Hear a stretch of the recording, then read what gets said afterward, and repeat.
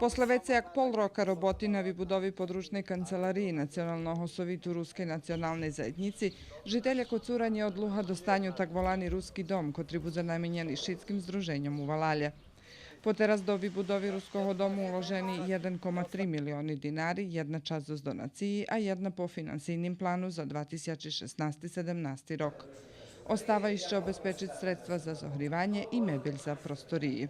Máme zakazani prijem pri predstavitelju opštine Verbas, že bi sme vymahali sredstva i zbog lokalne samouprave Verbas, že bi i oni na neki sposob pomogli, bo zašto ne bilo znate, živi u opštini Verbas, u Kocuri, u Verbaše, že bi še i oni odvaželi, že bi pomogli na jedan sposob, išće okolo neki 300.000 dinari obezpečili ba za to ti na meni.